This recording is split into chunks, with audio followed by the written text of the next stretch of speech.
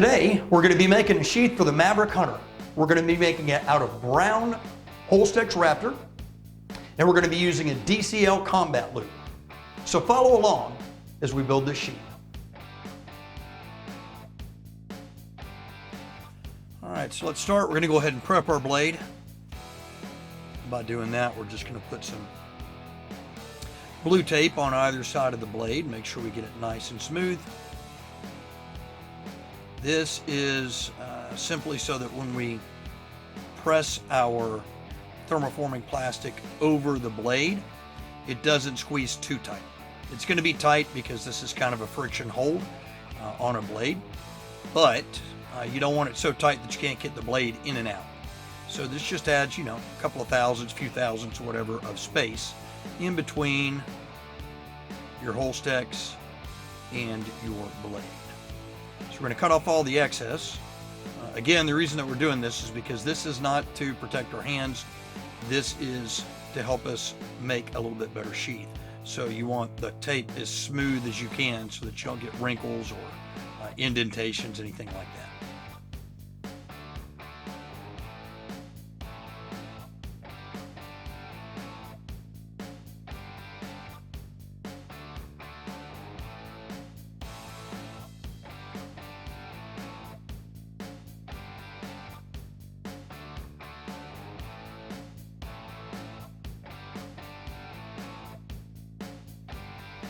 All right, now we're just going to take our HOLSTEX and we are going to put it the Raptor side up, so we want our main texture up. And we're just going to lay our blade on there and give ourselves plenty of room to work. Some of you may go, wow, that's an awful lot of plastic that you're using, and you're correct, but we are doing this for a beginner. If you're more advanced, of course, you're going to use a little bit less plastic because you're going to be more comfortable knowing how close you can cut it and still have enough plastic to actually make the sheath. In this case, we want to err on the side of caution, right? So a little bit bigger piece of plastic, which means a little bit more waste, but you have plenty of room to work with to make the sheath.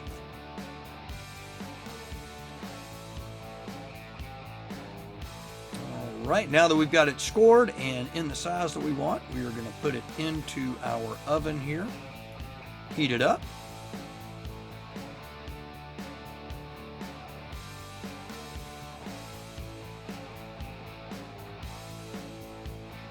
Generally speaking, about 320 degrees is good for HOLSTEX. If you're a little bit warmer, that's fine, but you're not going to take it all the way up to the 350 to 370 like you might with kydex or Bolteron. The nice thing about that is that because you don't have to heat it as hot, it doesn't take as long to heat it. Then we're going to get it right into our press and press it down and clamp it and just wait for it to cool. So the DCL Combat Loop is a mainstay here at CKK Industries. It is a great loop for somebody who needs one that you can use for anywhere from a 1/2 inch belt all the way up to a 2-inch belt. Opening and closing is simple, and the locking mechanism is the best out there, bar none. So head on over to Holstersmith and pick yourself up a DCL Combat Loop today.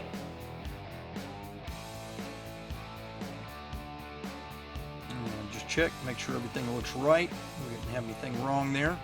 Because at this point, if it weren't exactly like you wanted it, you could pull it apart, take the knife out of it, and put it back in the oven and reheat it. And now we're just going to mark where we want to cut at to get a little bit closer to our blade.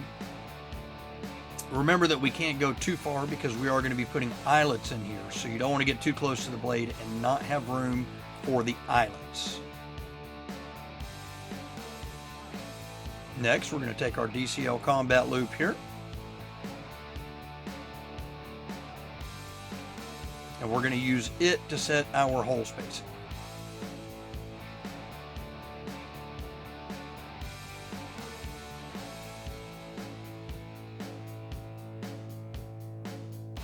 And this Combat Loop is perfect for something like this because the Maverick's a little bit bigger knife, so a small tech lock is going to be a little undersized for this, so the Duty Combat Loop is perfect.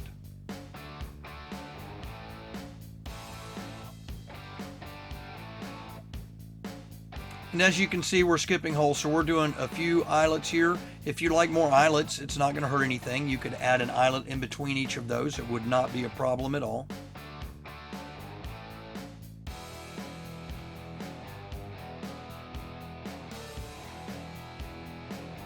And now we're just going to trim out. We generally try and stay outside the line that we made because it's going to be so easy when we get to our sander or grinder or whatever you're using to remove any excess plastic. And we are using a bandsaw here, but if you don't have a bandsaw, that's okay. You can use just about any type of saw, including hand saws, to cut this.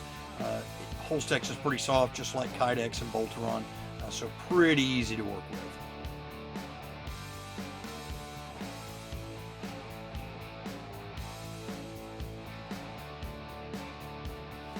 All right, now we're just going to our sander here. Start getting a little bit closer to the shape that we want. Remember, go slow. This takes off. I know this shows that we're going a little bit faster, but that's because we're getting through this for you. But don't put a lot of pressure on it because it does not take much.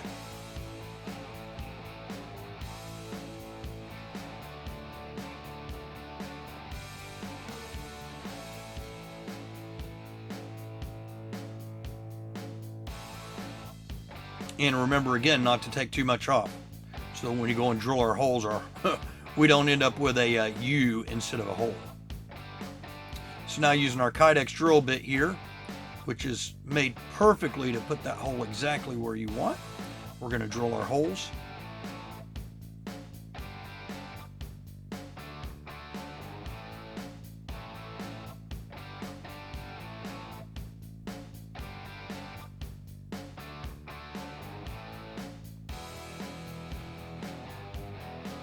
And then we're going to go and we're going to put our eyelets in.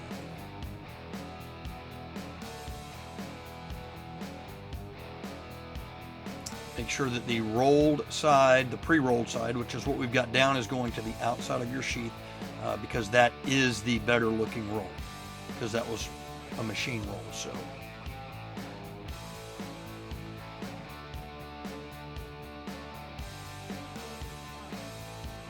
and there you go. If you use the right amount of pressure, you don't get any cracks, just like you can see here. If you do put a little bit too much pressure on it, you can crack the eyelet where you're rolling it.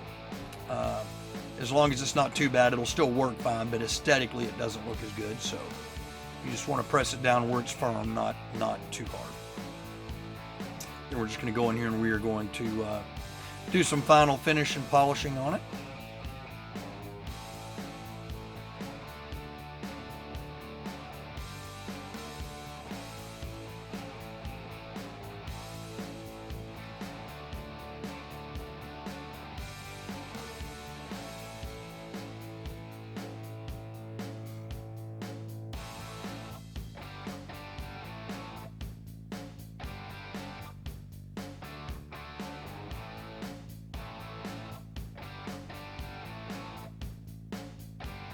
And you just polish it to the finish that you desire.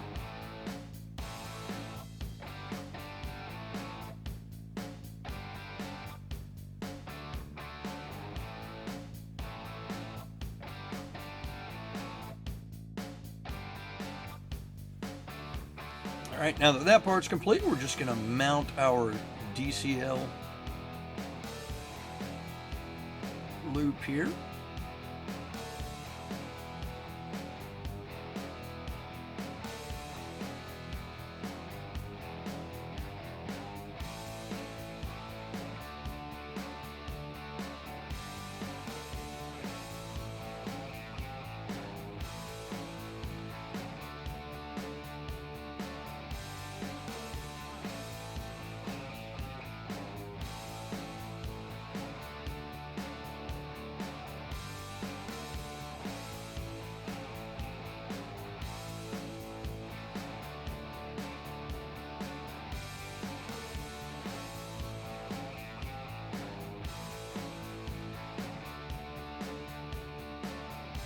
And if you're doing a final on this, you're actually putting the DCL loop on to stay. Then we do recommend that you get some Vibratite, put it on there. Use the kind that you can take loose with a screwdriver without having to heat up. Would be the preference. The VTC3 is great for that. It won't vibrate loose, but it will come loose when you decide to use a screwdriver for it.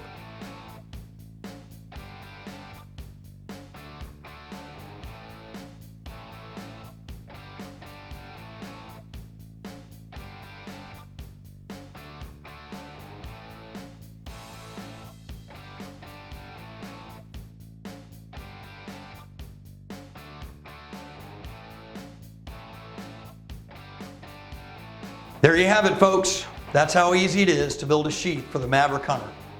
Hope you've enjoyed this video today. If you have, please take the time to like it.